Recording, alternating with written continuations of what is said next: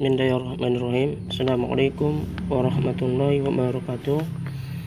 Alhamdulillahirabbil alamin. Wassalatu wassalamu ala asrofil anbiya'i wal mursalin wa ala alihi wa ashabihi rasulillahi ajmain. Yang terhormat dosen pengampu pada pembelajaran hari ini, Bapak Haji Abdul Mun'im, Magister Agama, dan seluruh rekan-rekan kelas 1A eksklusif. Saya di sini selaku moderator ingin menyampaikan hasil makalah pengertian, tata cara dan hukum berbagai puasa sunnah. Yang makalah tersebut disusun oleh Ananda Ayunisa Fitria Lubis, Azril Farezal Akbar, Budiman Syaputra, Bintang Permana Purba, dan Cynthia Ruwaidah. Dan baik, untuk mempersingkat waktu, saya selaku moderator, saya akan menjelaskan tentang pengertian puasa sunnah. Puasa sunnah menurut ajaran Islam merupakan salah satu bagian ibadah sunnah yang dilakukan untuk mendapatkan cinta atau kasih sayang Allah Subhanahu wa Ta'ala. Menurut ajaran Islam, puasa sunnah merupakan salah satu ibadah yang sangat dianjurkan untuk dilaksanakan. Menurut ajaran Islam, dengan melaksanakan puasa sunnah, seseorang dapat mendapatkan beberapa keuntungan, yaitu keuntungan untuk menjadi orang-orang yang disayang Allah, serta mendapat pundi pahala. Dengan puasa sunnah, seseorang bisa sehat dan kuat. Menurut Nabi Muhammad SAW, Allah mencintai orang beriman yang sehat dan kuat daripada orang beriman yang lemah. Hadis riwayat Muslim dari Abu Hurairah radhiyallahu anhu. Mungkin sedikit saja yang saya dapat sampaikan pada mukadimah awal. Selanjutnya akan dipaparkan oleh teman rekan-rekan saya. Sekian, assalamualaikum warahmatullahi wabarakatuh. Assalamualaikum warahmatullahi wabarakatuh. Nama saya Bintang Permana Purba. Di sini saya akan menjelaskan tentang tata cara puasa sunnah. Yang pertama adalah niat. Niat puasa sebaiknya dilakukan di malam hari sebelum terbit fajar. Namun, karena ini adalah puasa sunnah, jika terlupa, boleh niat di pagi hari, asalkan belum makan apa-apa dan tidak melakukan hal apapun yang dapat membatalkan puasa. Hal ini berdasarkan hadis bahwa Rasulullah pernah puasa sunnah dengan niat di waktu pagi seperti hadis berikut ini. Dari Aisyah Ummul Mukminin, ia berkata, Nabi Shallallahu Alaihi Wasallam pernah menemuiku pada saat suatu hari. Lantas beliau bertanya, apakah kalian memiliki sesuatu untuk dimakan? Kami pun menjawab, tidak ada. Beliau pun bersabda, kalau begitu saya puasa. Kemudian di hari lain beliau menemui kami. Lalu kami katakan pada beliau, kami baru saja dihadiahkan hais, atau jenis makanan berisi campuran kurma, samin, dan tepung. Lantas beliau bersabda, berikan makanan tersebut padaku. Padahal tadi pagi aku sudah berniat puasa. Lalu beliau menantap makanan tersebut. Hadis riwayat Muslim. Yang kedua adalah makanan sahur. Kendati tidak wajib dilakukan, sahur ketika puasa sunnah juga diberi ganjaran pahala. Selain itu, sahur dapat memberikan energi dan mengurangi rasa lapar di siang hari, sehingga kamu bisa beraktivitas seperti biasa. Yang ketiga adalah menahan diri dari hal yang membatalkan. Agar puasa tidak batal, kamu harus menahan diri dari hal-hal yang dapat membatalkan puasa, seperti makan, minum, muntah dengan sengaja, atau berhubungan badan dengan pasangan. Kamu juga dianjurkan untuk menahan diri dari hal yang bisa mengurangi pahala puasa, seperti berbohong, melakukan maksiat, dan bergunjing. Yang terakhir adalah berbuka. Setelah menahan lapar, kamu boleh berbuka puasa ketika azan maghrib berkumandang. Menyegerakan berbuka puasa dengan mengkonsumsi makanan atau minuman manis merupakan salah satu sunnah puasa. Sekian penjelasan dari saya. Wassalamualaikum warahmatullahi wabarakatuh. Assalamualaikum warahmatullahi wabarakatuh. Nama saya Ananda Ayunisa Fitri Lubis. Saya akan menjelaskan poin ketiga, yaitu hikmah dan manfaat puasa sunnah. Rasulullah SAW tidak akan pernah mengajarkan kita sesuatu yang tidak ada manfaatnya, apalagi berkaitan dengan ibadah. Ya, tidak hanya kita akan mendapatkan pahala, kita juga akan mendapatkan hikmah dan manfaat ketika kita menjalankannya. Dalam sebuah hadis yang diriwayatkan oleh Imam Muslim, yang artinya setiap amalan kebaikan yang dilakukan oleh manusia akan dilipat gandakan dengan 10 kebaikan hingga 700 kebaikan yang setimpal. Allah Subhanahu wa taala berfirman yang artinya kecuali amalan puasa tersebut adalah untukku, aku sendiri yang akan membalasnya.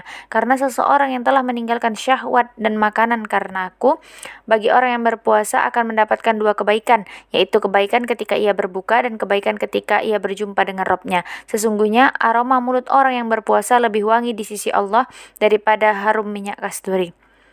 Dari beberapa hikmah dan kebaikan, saya ambil 5. Yang pertama, melatih diri mengendalikan hawa nafsu. Puasa sunnah dilakukan dengan cara menahan diri dari segala hal yang berhubungan dengan nafsu dunia, mulai dari subuh hingga azan maghrib berkumandang. Larangan untuk makan, minum, berhubungan suami istri adalah sebuah latihan untuk kita mampu mengelola hawa nafsu dan emosi. Yang kedua, melatih kesederhanaan hidup. Normalnya ketika kita berpuasa, konsumsi makanan akan berkurang dibanding hari-hari biasanya. Ini bisa melatih kita untuk hidup sederhana dan bercermin pada nasib orang lain yang tidak seberuntung kita. Yang ketiga, menjaga kesehatan tubuh. Puasa sudah lama diketahui bisa membuat tubuh membuang racun-racun di dalamnya. Dengan melakukan puasa, tubuh secara otomatis akan melakukan detoksifikasi sekaligus beristirahat dari segala macam makanan dan minuman yang tidak menyehatkan.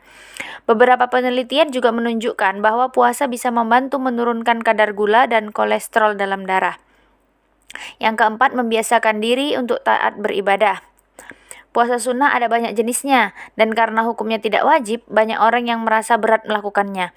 Memilih salah satu dari jenis puasa sunnah dan melakukannya secara konsisten akan membuat kita terbiasa dalam beribadah. Dengan melaksanakan ibadah sunnah, ibadah wajib pun akan menjadi semakin mudah dilaksanakan. Yang terakhir, meniru kebiasaan mulia Rasulullah SAW. Seperti yang disebutkan dalam Al-Quran, Rasulullah adalah sebaik-baik suri tauladan. Segala kebaikan yang dilakukan oleh beliau adalah contoh yang patut kita tiru, termasuk kebiasaan beliau melakukan puasa sunnah. Saat ibadah sunnah dilakukan secara konsisten, ini akan menjadikan kita pengikut Rasulullah SAW yang beruntung. Perlu diingat bahwa Allah lebih menyukai ibadah yang sedikit namun dilakukan terus-menerus daripada yang banyak tapi hanya dilaksanakan sekali saja. Mungkin sampai di sini yang dapat saya sampaikan. Lebih dan kurangnya saya mohon maaf. Akan dilanjutkan oleh rekan saya. Assalamualaikum warahmatullahi wabarakatuh. Assalamualaikum warahmatullahi wabarakatuh. Saya Cynthia Ruwaidah akan menjelaskan poin D, yaitu macam-macam puasa sunnah. Di bagian pertama ada puasa Tasu'a dan puasa Asyura, yaitu puasa yang dilakukan pada tanggal 9 dan tanggal 10 Muharram. Di tanggal 9 Muharram yaitu disebut dengan puasa Tasu'a. Puasa ini dilakukan untuk mengiringi puasa yang akan dilakukan keesokan harinya pada 10 Muharram. Sedangkan yang tanggal 10 Muharram itu adalah puasa Asyura. Puasa Asyura merupakan puasa sunnah yang dilakukan setiap tanggal 10 Muharram. Di bulan Muharram, umat Islam memang dianjurkan untuk memperbanyak amalan. Salah satu amalan yang sangat dianjurkan adalah menjalankan ibadah puasa sunnah. Adapun bacaan niat puasa Tasu'a adalah Bismillahirrahmanirrahim. Nawaitu soma godin an adai sunnatit Tasu'a sunnatan lillahi ta'ala. Sedangkan untuk puasa Asyura, Bismillahirrahmanirrahim. Nawaitu sawma ghadin an adai sunnati Asyura lillahi ta'ala. Untuk bagian kedua ada puasa Senin dan Kamis. Mungkin ini puasa yang paling lazim dilakukan masyarakat. Puasa sunnah yang dilakukan setiap Senin dan Kamis ini sifatnya sunnah dan keduanya merupakan hari di mana amal hamba diangkat dan diperlihatkan kepada Allah Subhanahu wa taala. Dari Abi Hurairah radhiyallahu anhu, dari Rasulullah Shallallahu alaihi wasallam bersabda, seluruh amal disetor pada hari Senin dan Kamis, maka aku lebih menyukai saat setor amal tersebut dalam keadaan berpuasa. Hadis riwayat Tirmizi. Adapun bacaan niat puasa untuk hari Senin itu Bismillahirrahmanirrahim. Nawaitu sawma yaumal itsnaini sunnatan lillahi ta'ala. Sedangkan untuk puasa di hari Kamis Bismillahirrahmanirrahim. Nawaitu soma yaumal qamisi sunnatan lillahi ta'ala. Untuk bagian ketiga ada puasa Daud. Puasa Daud adalah puasa yang dilakukan oleh Nabi Daud. Puasa ini dikerjakan sebagaimana yang juga dilakukan oleh Nabi Daud, yaitu sehari puasa kemudian seharinya tidak. Rasulullah Shallallahu Alaihi Wasallam bersabda, puasa yang paling disukai oleh Allah adalah puasa Nabi Daud. Salat yang paling disukai Allah adalah salat Nabi Daud. Beliau biasa tidur separuh malam dan bangun pada sepertiganya, dan tidur pada seperenamnya. Beliau biasa berbuka sehari dan berpuasa sehari. Hadis riwayat Bukhari dan Muslim. Adapun niat puasa Daud yaitu Bismillahirrahmanirrahim. Nawaitu sauma Dauda sunnatan lillahi ta'ala. Untuk bagian keempat ada puasa 6 hari pada bulan Syawal. Puasa Syawal dilakukan ketika bulan Syawal dan dikerjakan selama 6 hari. Puasa ini merupakan sunnah Nabi Muhammad SAW. Adapun pelaksanaannya dapat dilakukan kapanpun selama itu masih memasuki bulan Syawal.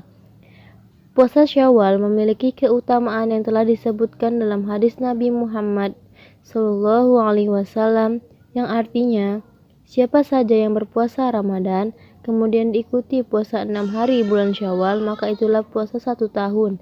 Hadis riwayat Muslim. Untuk mengerjakan puasa Syawal ini dilakukan setelah hari raya Idul Fitri dan tidak boleh dilakukan pada hari raya Idul Fitri.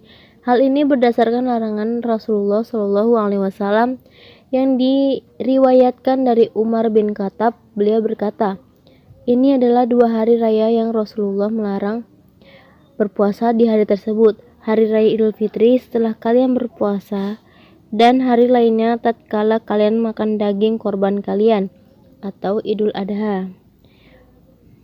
Adapun bacaan untuk niat puasa Syawal yaitu Bismillahirrahmanirrahim. Nawaitu sauma godin an adai sunnati syawali lillahi ta'ala. Bismillahirrahmanirrahim. Assalamualaikum warahmatullahi wabarakatuh. Nama saya Ajrul Farijal Akbar. Di sini saya akan menjelaskan tentang macam-macam puasa sunnah, yaitu puasa Arafah. Rasulullah SAW bersabda, puasa Asyura dapat menghapus dosa setahun yang lalu, dan puasa Arafah itu dapat menghapus dosa selama 2 tahun, setahun yang lalu dan setahun yang akan datang. Hadis riwayat An-Nasa'i. Puasa Arafah ini dilaksanakan pada tanggal 9 Zulhijjah. Namun puasa ini dilarang untuk orang yang sedang berhaji. Adapun niat puasa Arafah adalah nawaitu sauma Arafata sunnatan lillahi ta'ala. Artinya, saya niat puasa Arafah sunnah karena Allah Ta'ala. Selanjutnya yaitu puasa Ayyamul Bid. Puasa Ayyamul Bid merupakan puasa 3 hari di pertengahan bulan yang memiliki keutamaan luar biasa. Melaksanakan puasa Ayyamul Bid ini nilai amalannya sama dengan melaksanakan puasa sepanjang tahun. Pelaksanaan adalah 3 hari setiap pertengahan bulan, yaitu tanggal 13, 14, 15. Keutamaan puasa sunnah ini disebutkan dalam sebuah hadis yang diriwayatkan oleh Ahmad, An-Nasa'i dan At-Tirmidzi. Rasulullah SAW bersabda, wahai Abu Dzar, jika engkau ingin berpuasa 3 hari setiap bulannya, maka berpuasalah pada tanggal 13, 14, dan 15 bulan Hijriyah. Adapun niat puasa nawaitu sauma ayyami bid sunnatan lillahi ta'ala. Artinya, saya niat puasa pada hari-hari putih sunnah karena Allah Ta'ala. Selanjutnya yaitu puasa 10 hari di awal Zulhijjah. Puasa ini dilakukan pada 10 hari pertama di bulan Zulhijjah.